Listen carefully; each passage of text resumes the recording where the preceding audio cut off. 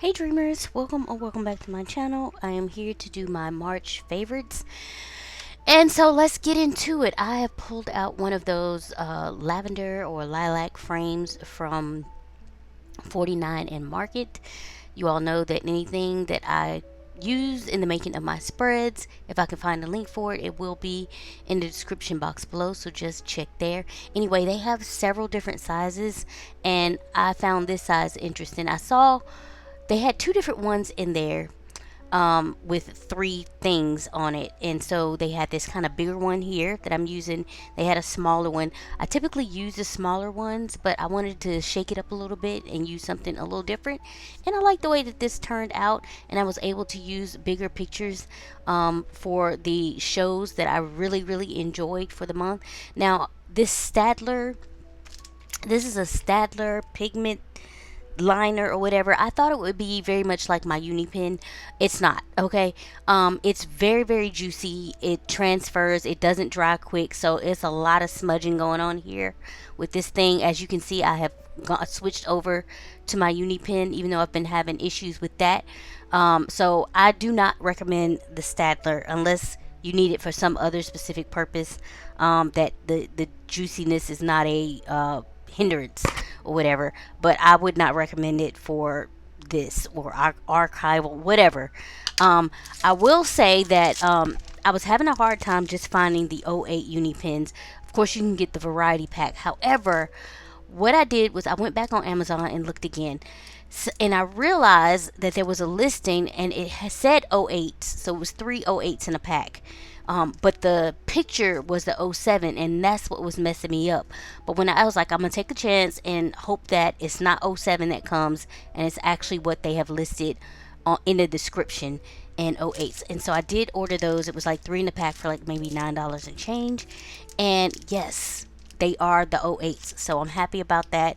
I can throw away my old one that's all messed up and goopy and giving me trouble and use these new ones here.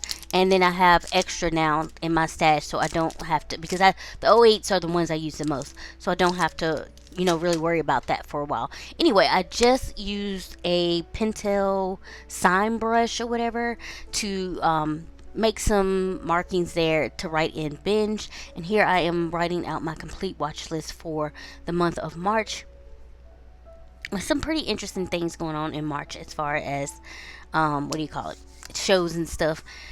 And then the music going on in March, I again was playing around in the Bing AI generator and made that cute little image of the girl that actually may have been from a previous time that I was playing around in it, but I do know it was an image that I made and not something that I found somewhere. Anyway, I wanted to get some washi tape down there. This is, I can't remember the name of it. Let's see if I can find it. But it is from Pipsticks. I ordered it a while ago. Yeah, let's see. Yeah, I don't see the name of it. But it is, if you're looking for it, it's from Pipsticks. And then I also have like this music washi, which I am documenting music right now, so I did want to add that down to give it a little extra, I guess, or whatever. And so instead of doing the icons like I usually do, I decided to shake it up just a little bit, and I printed out pictures of the actual artists that I am highlighting and the song. So this would be this new song that came out a couple months ago. It's Abracadabra Part 2 by Wes Nelson and Craig David. I love me some Craig David. I'm actually going to see him in concert like in a few days. Thursday. It's going to be Thursday, which is the 16th of May.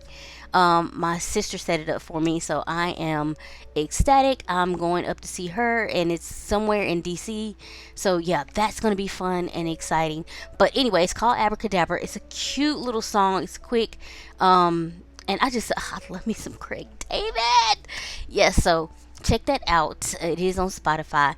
And then there was this song called Sun Comes Up by, it says Rudimental featuring James Arthur. So I wonder if Rudimental is just the people that do like if they did the instrumental or the actual music for it, because the entire singing portion of this song is clearly James Arthur. So I'm confused about that. And then too, I recognize that I was listening to Spotify again, and there's a song with Ed Sheeran and Rudimental. Same type of deal. And Ed Sheeran basically sings the whole song. So I'm thinking Rudimental must just be they make the music and have the artist sing over the music. So yeah, if anybody knows for sure, let me know. But I'm thinking that's how it goes with that or whatever. So anyway, that was a good song. I loved. I actually listened to that the first day of May. I was listening to Spotify on my way to the library, and that song came up, and I was like, "Hold up, this is James Arthur," and I'm really digging this. So, yeah, that was one of my repeated ones. And here I'm doing the same thing with this brush pen, and just putting down enough spaces to write out book lists. And then I will outline that just to make it come off the page a little more. And then I go up top and outline that as well. And I'm featuring the books that I like the most in March or whatever, and then I'm writing down my complete list of the books that I read. And for the most part, that pretty much wraps up this video. I will go in and, of course, color in March faves. Now, I will say I wish I hadn't separated March like I did, or that it was all kind of closer together, because I really didn't. I don't like the way that looks, but it's whatever. And then when I color it in, I actually separate the colors for March and faves, so it's not like one color going across, because it just looks the way I put it down there with that stencil, it looks a little weird to me. So you're gonna get like a blue here, and I think like a reddish color for the faves. So and the faves I could have spaced that out more, but I did not know how. I didn't gauge the spacing right for faves. Is what I'm saying. So I thought it might fall off the page, but as you can see, there's plenty of space for me to have spaced it out more. So those were that's the only part of this spread that I really don't care for, but you know, it is what it is. It's done. And overall, I enjoyed the way that it came out, and I am looking forward to getting into my April faves. I need to actually start getting into my April entries, period. So, yeah. Anyway, getting that all re-outlined and everything. And that pretty much wraps this up. I trust that you all have been safe and well. Excuse me. If you have any comments or questions, please leave those below, and I'll catch you in the next one. Bye.